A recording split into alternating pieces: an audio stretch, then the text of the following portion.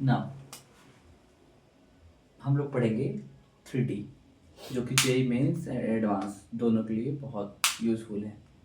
Okay, तो basic चीज़ सबसे basic चीज़ जो बहुत इम्पॉर्टेंट है, direction ratio and direction cosine. Direction ratio and direction cosine हम किसी लाइन का निकालते हैं with respect to 3 dimension, x axis, y axis and z axis respectively. ठीक है, तो अ लाइन ओ यू, अगर कोई line O U positive x axis से जितना एंगल बनाती है, मान लो वो अल्फा है, पॉजिटिव वाई एक्सिस से जितना एंगल बनाती है, मान लो वो बीटा है, और पॉजिटिव जेड एक्सिस से जितना एंगल बनाती है ये line which is in red in colour, वो गामा है। इसी एंगल की कोसाइन एंगल को it means that cos alpha, cos beta and cos gamma, इसी को कहते हैं डायरेक्शन कोसाइन। और इसको रिप्रेजेंट करते हैं L से, M से एंड N से। ओके, इसको रिप्रेजेंट करते हैं L, M, N से। अब इसमें जो मोस्ट इम्पॉर्टेंट जो इसका रिजल्ट निकल के आता है, वो सिंपली जिस पे क्वेश्चन भी आए हुए हैं प्रीवियस ईयर, वो होता है cos square alpha plus cos square beta plus cos square gamma is equal to 1। Element के फॉर्म में लिखे तो L square plus M square plus N square is equal to 1। Okay, हम यहाँ पे इस फार्मूले को साइन के टर्म में भी लिख सकते हैं। कैसे? इस तरीके से। कास को हम जानते हैं क्या लिख सकते हैं, कास को हम 1 minus sine square alpha plus similarly इस कॉस स्क्वायर बीटा को भी 1 minus sine square beta plus 1 minus sine square gamma is equal to 1। Identity लगा दिया मैंने यहाँ पे। उसके बाद यहाँ पे sine square alpha plus sine square beta plus sine square gamma, और यहाँ पे 1 1 ऐड होके 3 टाइम्स माइनस साइन के साथ sine square alpha plus sine square beta plus sine square gamma is equal to 1। यहाँ पे 3 उधर चला जाएगा या फिर उसको उधर भेज दीजिए, तो यहाँ पे क्या आ जाएगा, sine square alpha plus sine square beta plus sine square gamma is equal to 3 minus 1 is equal to 2, which is also an important result in 3D। Okay, ये और एक रिजल्ट ये, sine square alpha plus sine square beta plus sine square gamma is equal to 3 minus 1 is equal to 2, which is an important result. Now अब हम इसके बाद इसी पे बेस एक एडवांस का क्वेश्चन करेंगे जो कि बहुत आसान है। नाउ डायरेक्शन कोसाइन के बाद अब पढ़ेंगे डायरेक्शन रेशियो। डायरेक्शन कोसाइन हमें समझ में आ गया। अब जो डायरेक्शन रेशियो होता है, it is a multiple of direction cosine. Okay, मान लो किसी लाइन का, सेम लाइन हम ले रहे हैं ओ you, let us consider a line which is red in color OU। Okay, उसी लाइन को हम, उसी रे को हम लेंगे और उसी पे सारी बात करेंगे। ठीक है, अब देखो आप, मैंने क्या बोला, direction ratio is, direction ratios are the multiple of direction cosine. Okay, now मान लो कि अगर कोई लाइन, ये line OU positive x axis से अल्फा एंगल बना रही है, डायरेक्शन कोसाइन उसका अल्फा है, एंड कॉस अल्फा है, कॉस बीटा है direction cosine, and cos gamma है। ओके, तो डायरेक्शन रेशियो हो जाएगा इसका, डायरेक्शन रेशियो को dr से रिप्रेजेंट करेंगे, lambda times direction cosine. Okay, ये होता है। Simply direction ratio is a multiple of lambda multiple. Any multiple you can, you can. It is according to question.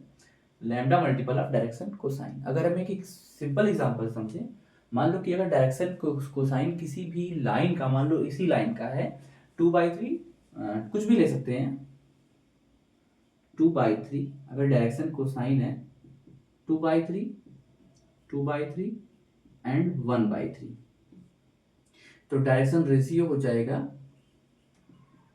Lambda times 2/3, 2/3 and 1/3।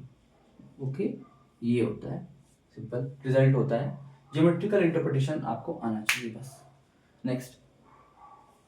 Next topic की बात करें तो अगर हमें कोई line, we have given a 2 point coordinate of a 2 point on a line and we have to calculate the direction cosine and the direction ratio, then how we will calculate? Now let us see. Let us consider a line. Now we don't need anymore this diagram. Okay, now let us consider a line AB. Okay, here a point A B C and here a point A dash B dash and C dash। हमें इस line का, line A B का हमको चाहिए direction cosine and direction ratio. Most basic question है। Okay, तो हम क्या करेंगे, इसको ए बी ना लिख के इधर ए बी का कोऑर्डिनेट दे दो, ठीक, ज्यादा अच्छा रहेगा। तो हम क्या लिखेंगे, डायरेक्शन रेशियो निकालेंगे। डायरेक्शन रेशियो जनरली क्या बताता है, इस लाइन का डायरेक्शन बताता है। ओके, डायरेक्शन बताता है। तो पहले हम डायरेक्शन रेशियो निकालेंगे। डायरेक्शन रेशियो जनरली क्या होता है, A dash minus A, first quadrant से फर्स्ट क्वाड्रेंट सेपरेट कर दो, डायरेक्शन रेशियो हो जाएगा इसका A dash minus A, B dash minus B, C dash minus C. Okay, ये हो जाएगा डायरेक्शन रेशियो। और डायरेक्शन कोसाइन इसी से कैसे निकलेगा, आप ए डैश इसका निकालना है अगर, मतलब कि इस लाइन का एक्स एक्सिस के साथ कितना कोसाइन एंगल होगा, पॉजिटिव एक्स एक्सिस के साथ, तो ए डैश माइनस ए अपॉन नीचे वाले का आप ले लो मैग्नीट्यूड, नीचे इन तीनों का मैग्नीट्यूड ले लो डिनोमिनेटर में, ए डैश माइनस ए का whole square plus B dash minus B का whole square plus C dash minus C का होल स्क्वायर। ओके, ये आ गया along the x axis। Similarly along the y axis आ जाएगा यहाँ पे b dash minus B upon under root the same things, a dash minus A square, b dash minus B square plus c dash minus c square. Okay, and the corresponding angle with respect to z axis is c dash minus c upon under root the magnitude of all three direction ratios। okay, a dash minus a का whole square plus b dash minus b का whole square plus c dash minus c का whole square. okay, now it is a direction cosine simply। okay, now a more property, a useful property we have to discuss now next।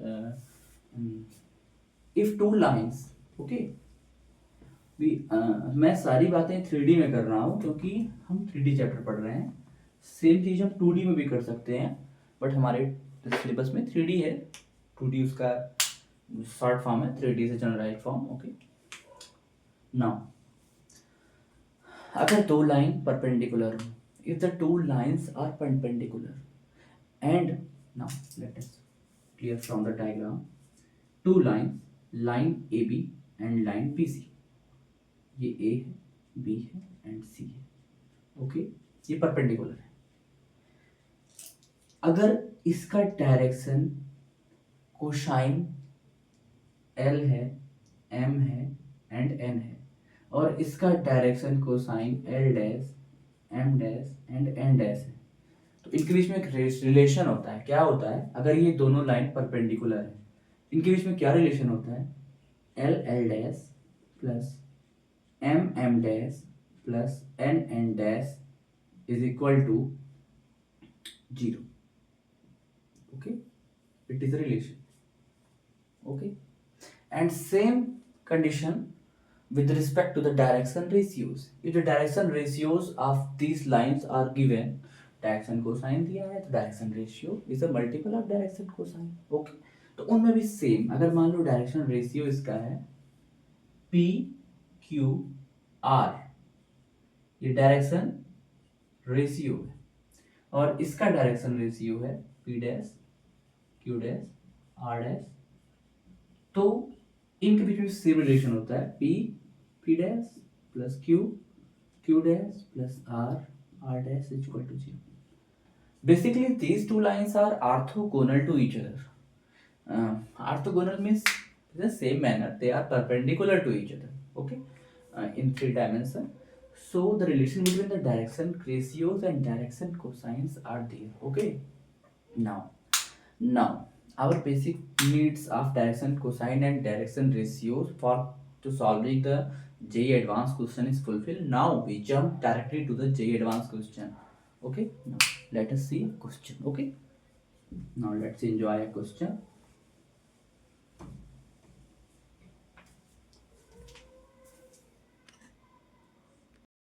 Now let us consider after covering all the theory part, now we jump to the directly to an advanced question coming 2010. Came in 2010. Okay, आया था 2010 में. Okay, it was coming the 2010 advanced J advanced. Okay, now क्या कहता है question, a line AB in 3 dimension. Okay, now first of all important talk is that in 3D and vector question and conic section, also in conic section question, you have read question very carefully. Okay, now a line AB in 3 dimension space make 45 degree and 120 degree with a positive. Okay, this is a positive. Okay, x axis and y axis respectively. मतलब एक line A B है 3 dimension में, वो positive x axis से 45 degree and positive y axis से 120 degree angle बना रहा है. Okay, if A B make an angle, if A B, यहां से देख लो आप, if A B make an angle Z axis से, जेड एक्सिस के बारे में कुछ नहीं दिया, इट मींस दैट वो जेड एक्सिस के बारे में कुछ ना कुछ पूछ ही रहा होगा. देखते हैं. If AB made an angle, acute angle theta with positive z axis, then theta equals, simple सा. देखते हैं, अभी देखो सिंपल लगेगा आपको, डायग्राम से समझ लेते हैं पहले इसको. देखो ये है मेरा मान लो z एक्सिस, ये है x एक्सिस और ये है y एक्सिस. ओके, यहाँ पे रिप्रेजेंट कर देते हैं y x and z axis. Okay, now यही मान लो मेरी ये लाइन थी AB. ओके, ये लाइन थी ए बी, ये तो वही हो जाएगा, मान लो कोई लाइन है ए बी, ये है ए बी. ओके, अब ये एक्स एक्सिस से कितना एंगल बना रही है 45 डिग्री, वाई एक्सिस से कितना बना रही है 120 डिग्री, जेड एक्सिस से कितना करिए एक्यूट एंगल. दिख रहा है साफ साफ, acute angle means angle which is less than the 90. Okay, 0 between the 0 and 90. Okay, acute angle theta. Then this angle, they are asking about this angle. Okay, this angle theta. Now what is the direction cosine of this angle? Okay, now you know that the direction cosine क्या होता था मेरा, direction cosine होता था cos angle subtended by the x axis in the positive direction, which is 45 degree is given, cos 45 degree. Cos theta means the angle subtended by line on the positive direction of y axis. Okay, cos 120 degree and cos theta, हमें cos theta की value निकालनी है, don't worry. Okay, now हम यहाँ पे बस simple एक direction cosine का एक फार्मूला यूज करेंगे और एक क्वेश्चन फटाक से हो जाएगा। सिंपली हम जानते हैं cos square 45 degree plus cos square 120 degree plus cos square theta equal to क्या होता है 1 होता है। ओके हम जानते हैं cos 45 की वैल्यू क्या होती है 1/√2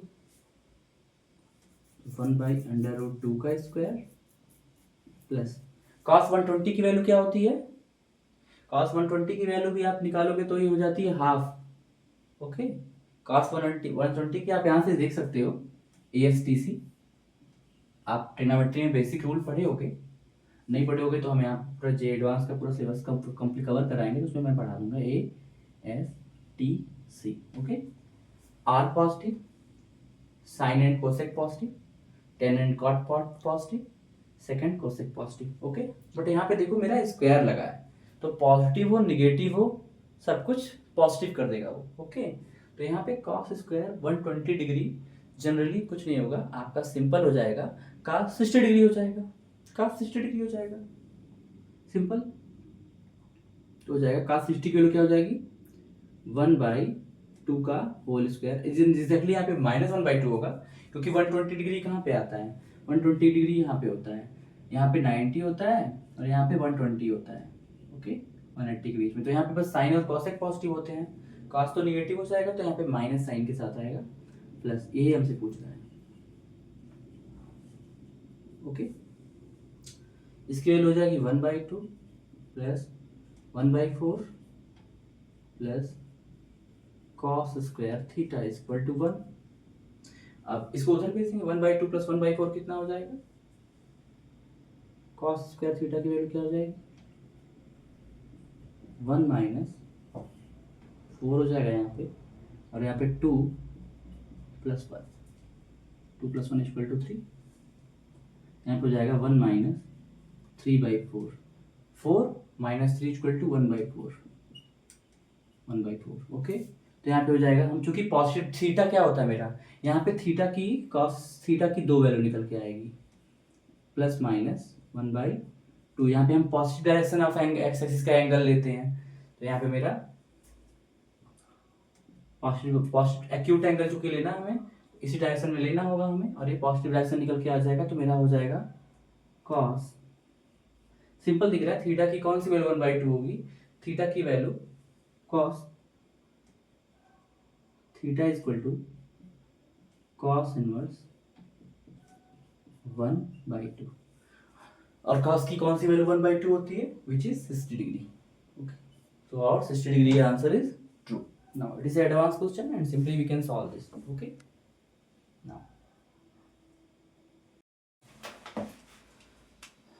now we have covered direction cosine direction ratio and one simple question on that topic।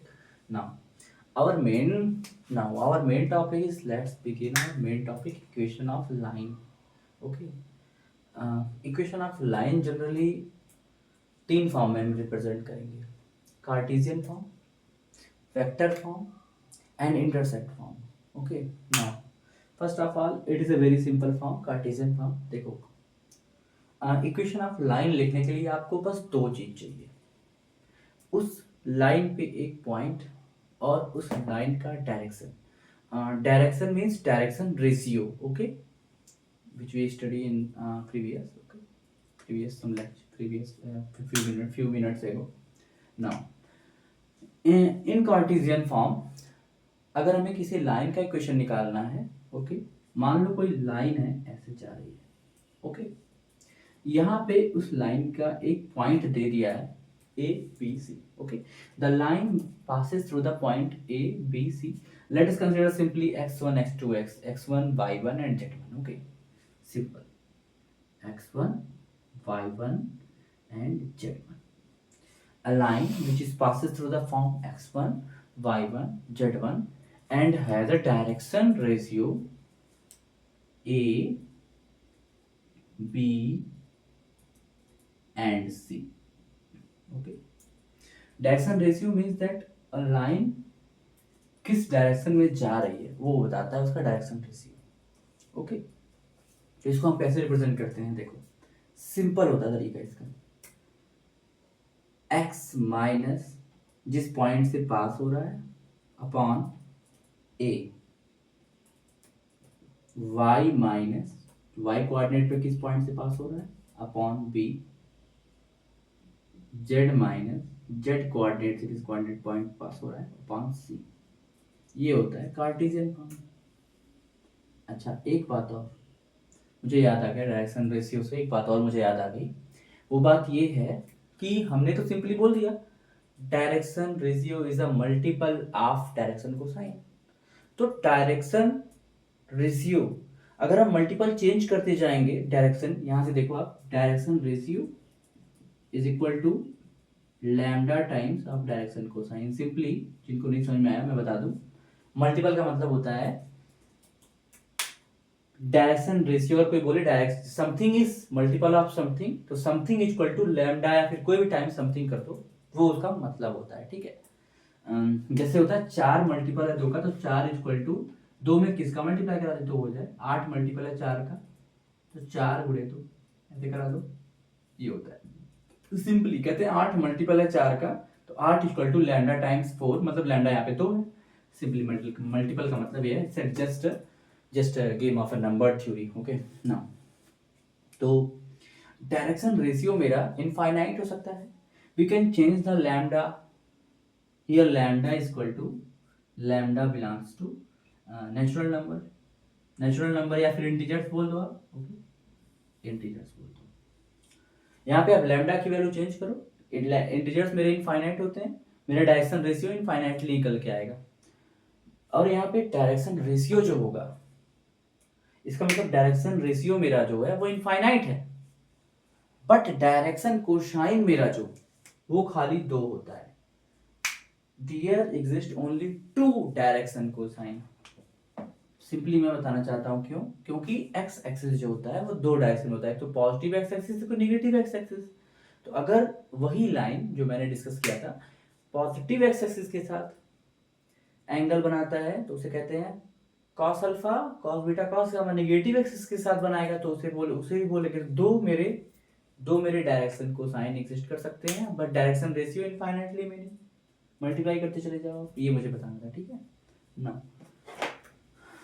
Now in Cartesian form हो गया। कार्टेशियन फॉर्म में लाइन का इक्वेशन मैंने क्या बोला, अगर लाइन का इक्वेशन पता करना है हमको, भैया एक पॉइंट दे दो और लाइन किस डायरेक्शन में जा रहा है उस लाइन का डायरेक्शन रेशियो दे दो, बस मैं निकाल दूंगा।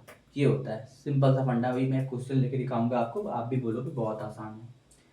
अब मैं लेता हूं इन vector form first, second in vector form, vector. Okay, अब यहाँ पे हमको वेक्टर दिए होंगे। ठीक, मान लो यही लाइन पास कर रही है वेक्टर से। ओके, एक वेक्टर है A in the direction of B. Okay, in the direction of B vector. Okay, ये डायरेक्शन रेशियो इस। अब देखो अगर ए बी सी मेरा सिंपल नंबर फॉर्म में दिया है डायरेक्शन रेशियो, तो हम उसको वेक्टर फॉर्म में भी लिख सकते हैं। कैसे लिखेंगे, ए आई प्लस बी जे प्लस सी के, इसको हम इस फॉर्म में लिख सकते हैं डायरेक्शन रेशियो को। तो सिमिलरली अगर हमें एक पॉइंट दिया है, इस वेक्टर पॉइंट से लाइन पास कर रही है डायरेक्शन ऑफ वेक्टर बी, तो हम इसको लिख सकते हैं, लाइन का इक्वेशन सिंपली मेरा हो जाएगा R is equal to A plus lambda times B. ये होता है मेरा वेक्टर फॉर्म में, बस और कुछ नहीं होता। ठीक है, इन वेक्टर फॉर्म होता है सिंपल। अभी क्वेश्चन लेके करेंगे, देखना बहुत इंटरेस्टिंग हो जाता है। अब हम एक सिंपल सा एग्जांपल लेंगे और जो भी थ्योरी हमने इसके जस्ट पहले पढ़ी वो सब क्लियर हो जाएगा। ठीक है, नाउ हमें क्या करना है, find the equation of a straight line. हमें एक स्ट्रेट लाइन का इक्वेशन पता करना है passing through the point this and this. देखो हमने क्या बोला था, हमने बोला था अगर आपको एक इक्वेशन ऑफ स्ट्रेट लाइन निकालनी है, चाहे वो वेक्टर फॉर्म हो चाहे वो कार्टेशियन फॉर्म हो, इससे मैटर नहीं करता, हमें एक पॉइंट चाहिए जो उस जिससे वो लाइन पास कर रही हो और उस लाइन का डायरेक्शन रेशियो चाहिए, बस बट हमें यहाँ पे क्या दिया हुआ है, पॉइंट दिया है, वो भी दो दो, मतलब पॉइंट की तो कमी नहीं है, पॉइंट तो हमें दो दो दे दिया जिससे वो लाइन पास कर रही है। हमें डायरेक्शन रेशियो नहीं दिया। तो क्या मेरे पास कोई एक ऐसा उपाय है जिससे हम इसकी डायरेक्शन रेशियो निकाल पाए? है क्या? Is we have any clue to find the direction ratio from these two given coordinates from which the line is passes through? Now हमने पढ़ चुका है पहले ही कि अगर दो पॉइंट दिए हो मेरे और वहां से हमें डायरेक्शन रेशियो पता करना हो ना, तो सिंपली कुछ नहीं करते हैं हम उनका, जैसे हम वेक्टर में पढ़ाऊंगा मैं वेक्टर, ओके, तो उसमें आएगा हम इनका पोजीशन वेक्टर निकाल लेंगे, ओके। तो यहाँ पे डायरेक्शन रेशियो सिंपली हो जाएगा पोजीशन वेक्टर ऑफ, अगर लाइन पास कर रही है ऐसे, ये पॉइंट है A 6 -7 एंड -1, और ये पॉइंट है B 2 -3 एंड 1, 2 -3 एंड 1। तो हम position vector of B minus A निकाल लेंगे, पोजीशन वेक्टर ऑफ ए, तो मेरा डायरेक्शन रेशियो निकल जाएगा, ओके। तो मेरा डायरेक्शन रेशियो क्या हो जाएगा, 2 -6 कामा -3 -7, -3 -7, 1 -1, ओके। तो यहाँ पे मेरा आ जाएगा -4, -3 + 7 = 4,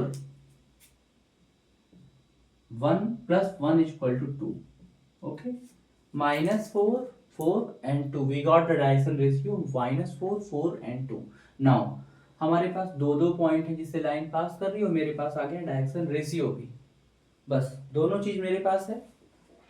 अब हमें अगर वेक्टर फॉर्म में निकालना होगा लाइन का इक्वेशन, तो मैंने क्या बताया था, वेक्टर फॉर्म में हो जाएगा R = A, मतलब जिससे वो वाला पोजीशन वेक्टर, कोई भी इन दोनों में से ले लो पोजीशन वेक्टर जिससे वो लाइन पास कर रही हो, तो मैं ये ले लेता हूं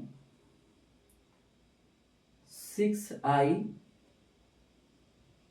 + -7j + -1k plus R = A + lambda times of A, मतलब जिस पॉइंट से पास कर रहे हैं, लैम्डा टाइम्स ऑफ इसका डायरेक्शन रेशियो का vector, -4i + 4j + 2k, okay. ये हो जाएगा इसका वेक्टर फॉर्म में इक्वेशन, ओके। एग्जाम में अगर आपको जल्दी थोड़ा करना है तो आप ऐसे लिख दो, फटाफट लिख दो, थोड़ा सा कैलकुलेशन आपका फास्ट रहेगा, तो 6 -7 and -1 plus lambda times of -4 4 and 2, बस आप फटाफट इसको कैलकुलेट कर सकते हो पॉइंट फॉर्म में लिख के, ये इजी होता है, ओके। नाउ कार्टेशियन फॉर्म में क्या हो जाएगा, कार्टेशियन फॉर्म में क्या हो जाएगा, मैंने क्या बोला था, कोई भी पॉइंट आप ले सकते हो, मैंने ये लिया है, आप ये ले सकते हो, दोनों से एक ही लाइन आएगी, ओके, सॉल्व करने पे ये लाइन यही लाइन लेके चलते हैं हम। मैंने क्या बोला था, कार्टेशियन फॉर्म में जो पॉइंट दिया है x -6 upon direction ratio -4 = y -7, तो +7 हो जाएगा, अपॉन 4 = z, उधर -1 है तो +1 हो जाएगा, upon 2, okay. It is a required equation of a line in Cartesian form and it is a required equation of a line in vector form. now we are going to now basis, this is a basic question, okay। now coming to the next topic, now हम लोगों ने जितना भी topic पढ़ा है उसके लिए ये जो एडवांस 2018 का क्वेश्चन आप देखोगे, बहुत आसान क्वेश्चन आते हैं एडवांस में। अब चूंकि मैं एडवांस की बात कर रहा हूँ तो मेंस में तो और भी आते होंगे, जो अच्छे क्वेश्चन अच्छे रहते हैं, मैं आसान की बात कर रहा हूँ, अच्छे होते हैं क्वेश्चन, मैं इसकी भी बात कर रहा हूँ, साथ में कह रहा हूँ। आप देखो, अब एक लाइन है, अब मुझे क्वेश्चन पढ़ते हैं, क्वेश्चन आसानी से देखना कितना इजी लगेगा। Consider the line L1 and L2, ये लाइन मेरे दिए हैं कार्टेशियन फॉर्म में, सिंपल लाइन दिए हैं कार्टेशियन फॉर्म में, ठीक है, एक लाइन दिया है। अब देखो ये दो लाइन दे दी है, हमसे पूछ क्या रहा है, the unit vector perpendicular to both L1 and L2।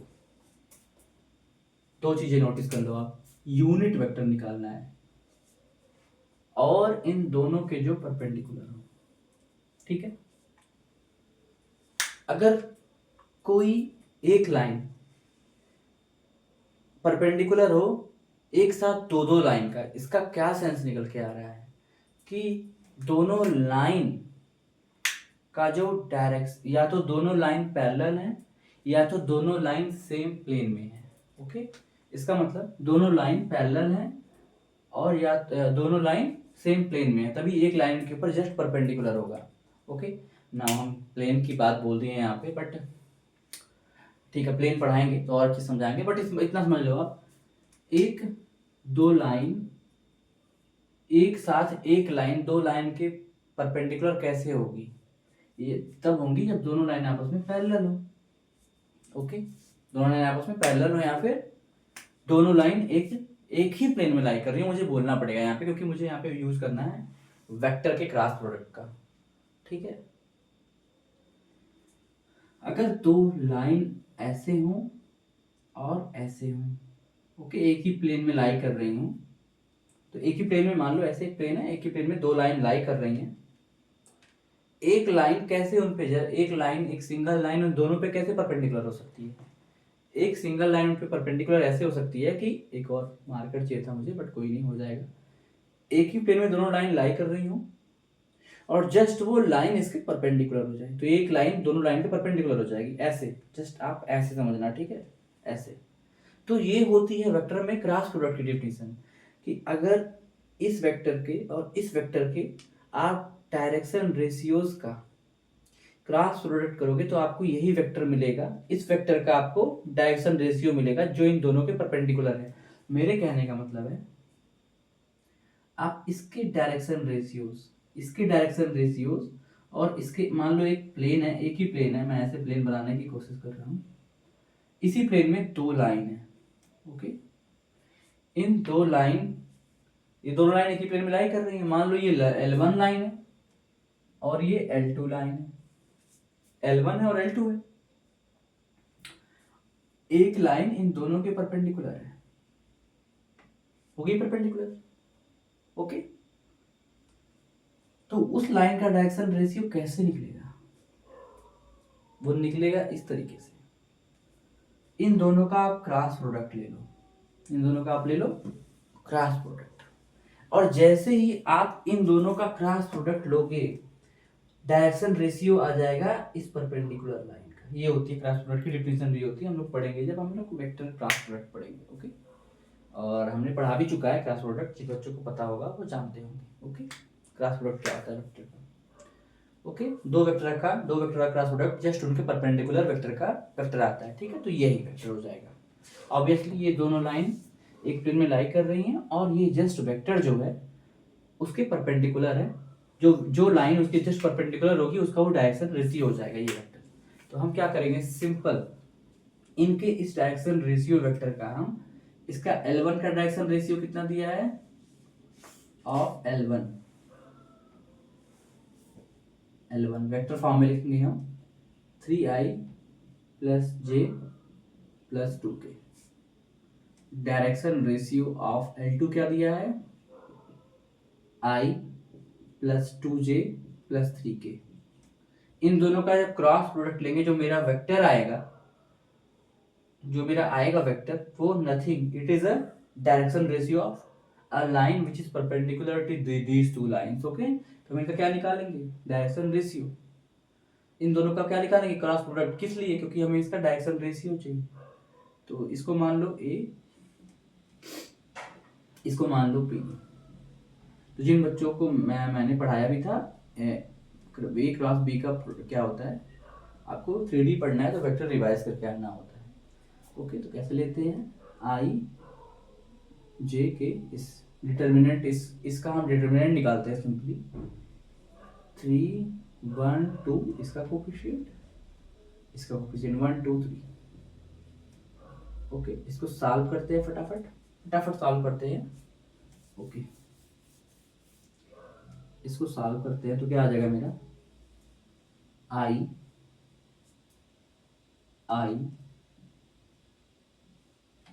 3 1 जा 3 -4 माइनस जे, 3 3 जा 9 माइनस 2 7 प्लस के